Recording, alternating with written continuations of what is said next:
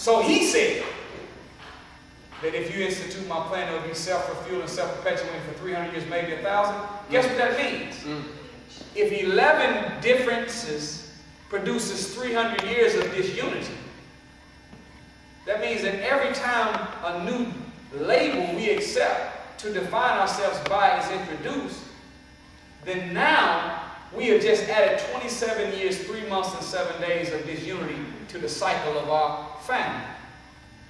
Y'all still with me? Yes, sir. So if 11 differences produces 300 years of disunity, to get it to last 1,000, all I gotta do is come up with 36 titles that we call ourselves by. So now we're not just light and dark, male and female, short and tall, coarse hair, small plantation. Now I'm a Hebrew Israelite and I'm a Jew. No, I'm a Sunni Muslim, I'm a Shiite Muslim, I'm a Baptist and I'm a Methodist, I'm a Kappa, I'm a Q. I'm Sigma, I'm AKA. I'm in the NAACP, I'm in the Urban League, I'm a Democrat, I'm a Republican, I'm with the Green Party, I'm with no party. I mean, you know what I'm saying. Yes, right. See, we got all these new artificial labels that we have accepted, and all it takes is for people to have 36 different differences to produce 1,000 years of perpetual disunity. And you know we got more than 36. Right. I'm a Crip, I'm a Blood, I'm a GD, I'm a Vice Lord, I'm an insane Vice Lord, I'm a civilized Vice Lord. I'm a Black Peace Stone, I'm an El Rookie. I'm a four-corner hustler. I'm a traveling Vice Lord. Yeah. I'm a BD, I'm a GD, I'm a BGD. I don't know what the hell's going on. No, you ain't none of that, you black. That's right. That's right. That's for sure, that's what God said. You're black.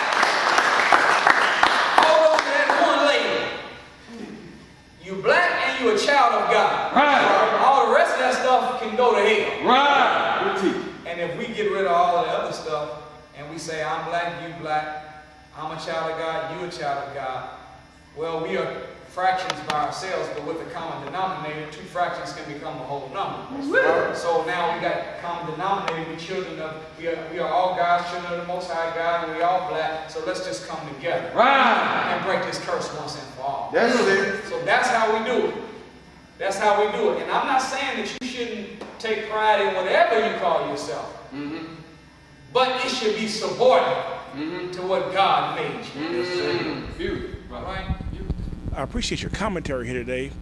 We had a chance to do about a half hour, an hour interview with you, one-on-one. I have 2 gifts for you. I gave you the Frost Illustrated already. Yes, sir. And here, you probably haven't seen this before.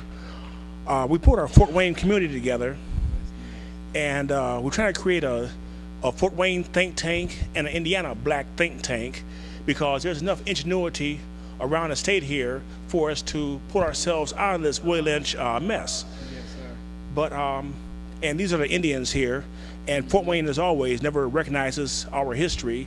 This man here, Pontiac, today is his 250th anniversary of defeating the British right here in Fort Wayne. And you never read anything about it in newspapers here in Fort Wayne.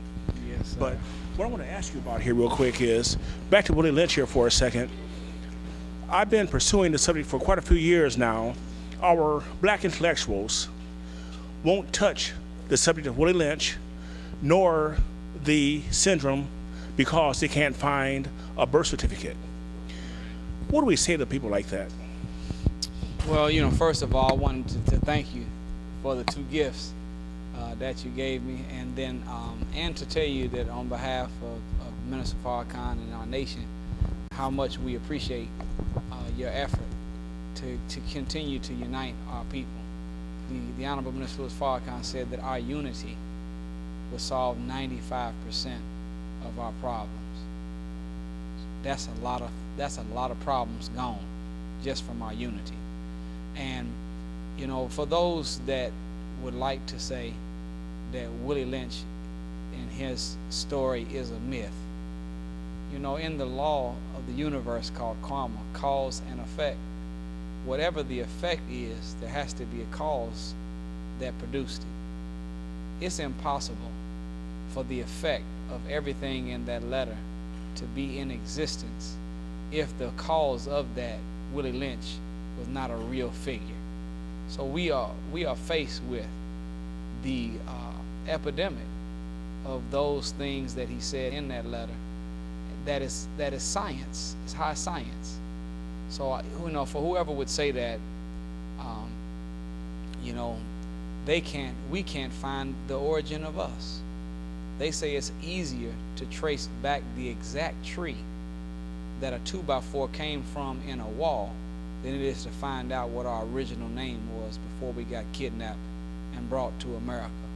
So the ability to trace back our history being that difficult does not mean that there was not a transatlantic slave trade. It does not mean that we are not the products of being kidnapped and made slaves. So the fact that what we see in our people are the effects of this syndrome lets us know that this was a real, live scientist of evil, business consultant, hired by the American slave masters to teach them how to have more ingenuity with their business called slavery. They did it then, and it's still in effect now. So, you know, we don't really give any attention to what they say did not exist.